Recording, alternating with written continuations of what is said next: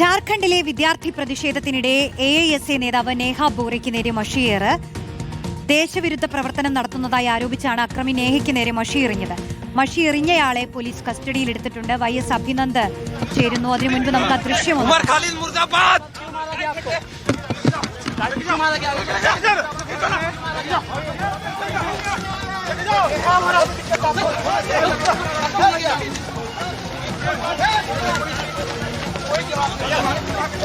അഭിനന്ദ്, ഈ ഐസ നേതാവിന് നേരെ മഷി എറിഞ്ഞ സംഭവമാണ്.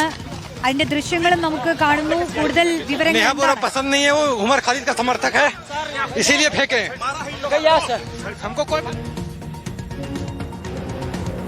ുമായിട്ട് ബന്ധപ്പെട്ട പ്രതിഷേധങ്ങൾ തുടരുന്നതിനിടയിലാണ് ഐസ പിന്തുണയുമായി പ്രതിഷേധക്കാർക്ക് പിന്തുണയുമായി അവിടെ എത്തിയത്. നിയമസഭാ മാർച്ചടക്കം സംഘടിപ്പിക്കുന്ന സാഹചര്യമുണ്ടായിരുന്നു.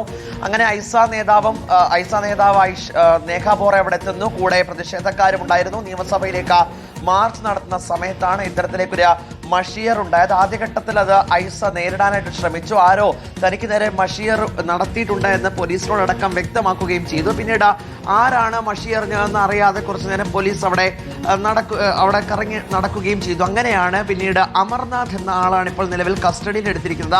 അയാൾ പറയുന്നത് ഇങ്ങനെയാണ്: നേഹ ദേശവിരുദ്ധയാണ്, രാജ്യദ്രോഹിയാണ്, ഉമർ ഖാലിദിനെ സഹായിക്കുന്നയാളാണ്, ഉമർ ഖാലിദിനെ പിന്തുണയ്ക്കുന്ന ആളാണ്. അങ്ങനെ ഉള്ള ഒരാൾക്ക് നേരെയാണ് താൻ മഷി എറിഞ്ഞത് എന്ന് പോലീസ് കസ്റ്റഡിയിൽ എടുക്കുന്ന ഘട്ടത്തിൽ മാധ്യമങ്ങളോട് പ്രതികരിക്കുകയും ചെയ്തു. അല്പസമയം മുമ്പാണ് ഇത്തരത്തിലൊരു ആക്രമണം നടന്നത്. നിയമസഭാ മാർച്ചിലേക്ക് പോകുകയായിരുന്ന നേഹ ബോറയ്ക്ക് നേരെ ഐസ പ്രസിഡന്റ് നേരെയാണ് മഷിയർ ഉണ്ടായത്. പിന്നിൽ RSS ഗുണ്ടകളാണെന്നാണ് നിലവിൽ നേഹ ബോറ വ്യക്തമാക്കുന്നത്. പരീക്ഷാ ചോദ്യപേപ്പർ ചോർച്ചയ്ക്കെതിരെ പ്രതിഷേധിക്കുമ്പോൾ RSSന്റെ ഭാഗത്തു നിന്നും BJPയുടെ ഭാഗത്തു നിന്നും വലിയ രീതിയിലുള്ള പ്രതിഷേധങ്ങൾ, ആരോപണങ്ങളൊക്കെ തങ്ങൾക്ക് നേരെ ഉണ്ടായിരുന്നു. അതിന്റെ ബാക്കി പത്രമാണ് ഇപ്പോൾ ജാർഖണ്ഡിൽ ഉണ്ടായത് എന്നാണ് നേഹ ബോറ വ്യക്തമാക്കിയിരിക്കുന്നത്. റോഷ്നി, ശരി. YS അഭിനന്ദാണ് വിവരങ്ങൾ നൽകിയത്.